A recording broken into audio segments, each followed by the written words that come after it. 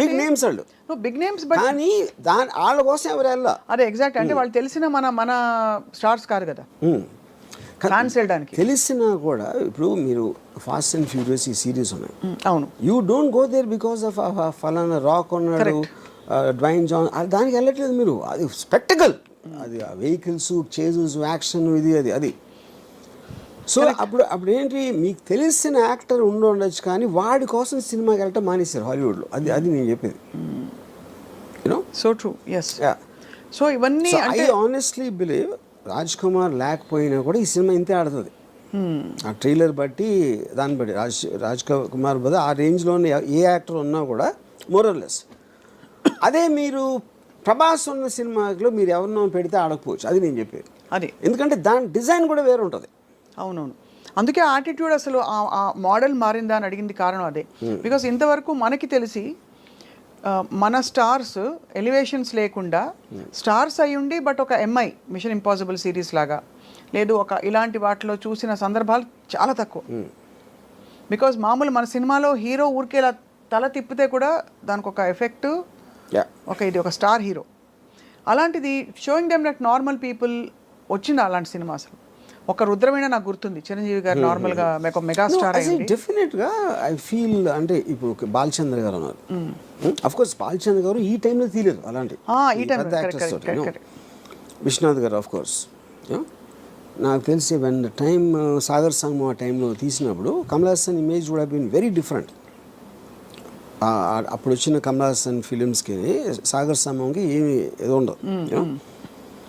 ఇంకోటి, మీరు శంకరాభరణంలో సోమయాజుల్ గారు లాంటి ఒక 60-year-old అన్నోన్ పర్సన్ని ప్రొటాగనిస్ట్గా పెట్టడం అనేది నాకు తెలిసి ఇప్పుడు కూడా ఎవడు అసలు ఇమాజిన్ కూడా చేయడు.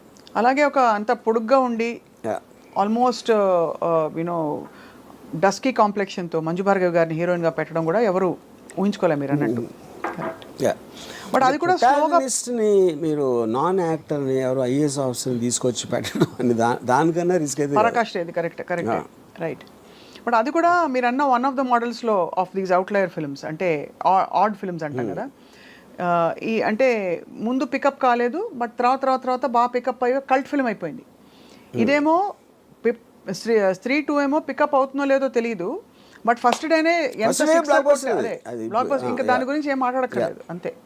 అంటే అలా ఉంది దాని మీరు చెప్తున్న కనెక్షన్. ఇంకోటి ఏమైంది, నిన్న దాంతో రిలీజ్ అయిన అక్షయ్ కుమార్ సినిమాకి 5 కోట్లు వచ్చింది. 54 కోట్లు రాజ్ కుమార్ సినిమాకి వస్తే 5 కోట్లు అక్షయ్ కుమార్ సినిమాకి వచ్చింది. 5.5 కోట్లు అంతా జాన్ అబ్రహం సినిమాకి వచ్చింది అదే రోజు. మరి తీసేవాళ్ళు ఇప్పుడు నెక్స్ట్ ఎవరైనా హీరో రెమ్యూనరేషన్ ఒక సిరీస్ ఆఫ్ ఫ్లాప్స్ తర్వాత తగ్గించుకునే సందర్భాలు ఉండుంటాయి ఆర్జీవి గారు? చేస్తారు. That happens? Yeah, it happens. When the market is not doing it. ఎందుకంటే అప్పుడు ఏం చేస్తారంటే ఇప్పుడు ఇంత ఇస్తామండి సినిమా హిట్ అయితే అంత ఇస్తామని ఇలాంటి కొన్ని డీల్స్ పెట్టుకుంటారు, కొంచెం అదే క్లాజులు బ్యాక్ ఎండ్ అలాంటి. The reason I asked that is because majority of this major expenses that we are talking about, ఇప్పుడు మొన్న కల్కి వచ్చింది, ఇట్ వాస్ యాక్చువల్లీ ఫీస్ట్. వినడానికి ఒక అమితాబ్ బచ్చన్ గారు, ఒక సో అండ్ సో ప్రభాస్ ఉంటే అసలు ఇంకా చూడొచ్చా అని, దీపిక ఇంకోవైపు. బట్ ఆ సినిమాలో ఈ స్టార్ దీనికి రెమ్యూనరేషన్స్ చాలా అయి ఉంటాయి కదా.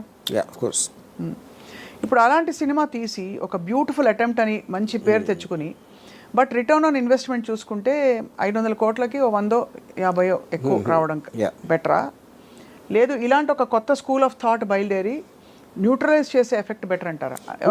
ఇక్కడ ఒక డేంజర్ ఏంటంటే, అంటే అది డేంజర్ అనొచ్చు కాదు కూడా, డేంజర్ ఏంటంటే మీకు సంవత్సరానికి 150 సినిమాల్లో రేంజ్ వైజ్గా చిన్న సినిమాలు అని చెప్పుకునే 90% ఉంటాయి, దాంట్లో 90% ఫెయిల్ అవుతాయి. సో ఆ 10%లో మీ సినిమా ఉంటుందా అని తెలియదు కదా మీకు. అవును, but economy will run like that. అంతే, అది that is a fail safe. అప్పుడు మేము పెద్ద సినిమా చేసి అన్కంట్రోల్ బడ్జెట్ ఎంత రెమ్యూనరేషన్ ఇచ్చినప్పుడు ఎంత పోవటానికి ఛాన్స్ ఉందో. ఇప్పుడంటే ఇప్పుడు నేను పేరు చెప్పండి, ఒక సినిమా మీరు 400 కోట్లు తీసారనుకోండి, దాంట్లో మీకు 200 crores నష్టం వచ్చింది అనుకోండి. ఇప్పుడు మీరు దీని బేసిస్లో 10 కోట్లు 15 కోట్ల సినిమా తీస్తే ఎంత పోయినా కూడా మీకు 10-15 పోతుంది, ఇక్కడలాగా 200 పోదు. అంతే కదా. అంతే, రిస్క్ ఇస్ లెస్ అంటే ఎక్కువ. బట్ కొడితే జాక్ పాట్ కొడితే ఇంకా తిరుగుంటుంది అది. బట్ ఆల్ ద సేమ్ ఈ హీరోలందరూ వాళ్ళ రిస్క్ కూడా ఒక సినిమాలో ఎంగేజ్ అవ్వడం ఈజ్ వెరీ హై బికాస్ వాళ్ళు తొందరగా పీక్ అయిపోతారు. ఆ తర్వాత దానికంటే ఏదైనా తక్కువ ఇస్తే చూసుకోరు. చచ్చినట్టు ఆ లీగ్ ఆఫ్ మార్కెట్లోనే ఇప్పుడు ప్రభాస్ వచ్చి సడన్గా యూనో మంచి ఒక ఇలాంటి ఒక 127 hours లాంటి సినిమాలో ఆర్ సంథింగ్ చేస్తారా అంటే whether people will digest, whether he'll take that risk we don't know. He is compel to work now in very very big projects. దానికి రీజన్ ఏంటంటే 127 hours ఈ లెక్క తిరగదు అనుకోండి, ఏదో సంథింగ్. ప్రభాస్కి డబ్బులు ఇచ్చేది not about the story, not about that. అతను స్క్రీన్ మీద హై స్పీడ్లో వస్తే అంతమంది ఎక్సైట్మెంట్ వస్తుంది అనేది కాస్టింగ్ ఫ్యాక్టర్. అది that is what a super stars are suppose to be. అప్పుడు అలాంటి మూమెంట్స్ ఉన్న స్టోరీనే వాళ్ళు ఎన్నుకుంటారు. అదే వాళ్ళు వచ్చి వేరే సినిమా తీసినప్పుడు ఆమీర్ ఖాన్ ఒక్కడే చాలా తెలుగు చేస్తాడు. ఆమీర్ ఖాన్ ఏం చేస్తాడంటే ఇప్పుడు ఏంటి, ఒక సపోజ్ తను గజనీ లాంటి సినిమా తీసాడు కూడా, చాలా పెద్ద హిట్ అయ్యేది. తర్వాత తను తారే జమీన్ పే తీస్తే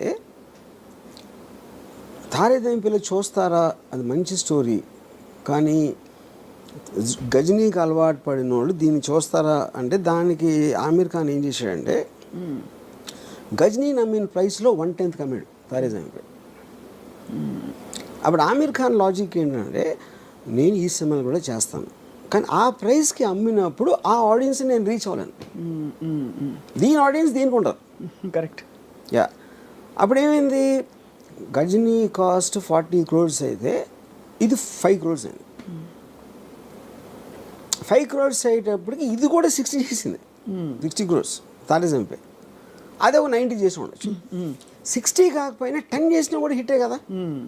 అప్పుడు ఏంటి, మీరు ఎంత కాస్ట్ చేశారు, ఎంత వచ్చింది చూసి 100 మంది 1000 మంది చూసారు అనుకోండి ఆ పెద్ద సినిమా, దాంట్లో 900కి నచ్చకపోవచ్చు, కానీ వాళ్ళు చూసారు, మీరు ఆ డబ్బులు అయితే మీకు వచ్చేసినాయి.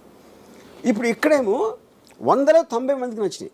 అవును, కానీ ఈ సినిమా చూసే జనం ఉన్నదే 100 మంది. నేను వాళ్ళని సాటిస్ఫై చేసినా కూడా నాకు హ్యాపీ. అది ఆమీర్ ఖాన్ లెక్క. ఓహో, అంతే. యా, అందుకని తను ఎక్స్ట్రీమ్లీ లో బడ్జెట్ వేస్తాడు, లేకపోతే వెరీ హై బడ్జెట్, రెండు. అప్పుడు వాటి డిజైన్ వేరే ఉంటుంది అంతే. Effectively ROI is better satisfied here, return on investment. ROI definitely. మీరు 40 crores సినిమా 90-80 చేయడానికి, 5 crores సినిమా 60 చేయడానికి ఎంత డిఫరెన్స్ ఉంది. పీకే గురించి కూడా అలాగే చెప్పారు. పీకే సినిమా రిలీజ్ అయినప్పుడు ఆమీర్ ఖాన్ ప్రొడ్యూస్డ్, దాని cost of production was much less than so many other films ఆ టైంలో వచ్చినవి ఆ లీగ్లో. సో బట్ ఇవన్నీ ఏంటంటే ఈ యాజ్ అన్ అనాలిసిస్, ఎంత హాలీవుడ్ స్టార్స్, ఇప్పుడు ఫర్ ఎగ్జాంపుల్ టామ్ హ్యాంక్స్ ఉన్నాడు, హీల్ డూ కాస్ట్ అవే, ఒకే యాక్టర్ మొత్తం ఐలాండ్లో ఒకడే ఉంటాడు. He'll do a very big budget of some other film. You know వాళ్ళు ఏంటంటే వాళ్ళంతా స్టూడియోస్ కంట్రోల్ చేస్తాయి, బయర్స్ ఉండవు. ఈ బయర్స్ మీడియేషన్ లెవెల్లో ప్రైసెస్ అనేది ఇదైపోతుంది. అప్పుడు PVR జానేతు జానేనా సినిమా, అదే ఒక 5 కోట్ల సినిమా, ఆమీర్ ఖాన్ మేనలుడు, ఆమీర్ ఖాన్ ప్రొడ్యూస్ చేశాడు. చాలా ఆమీర్ ఖాన్ ఏం చేశాడు, అది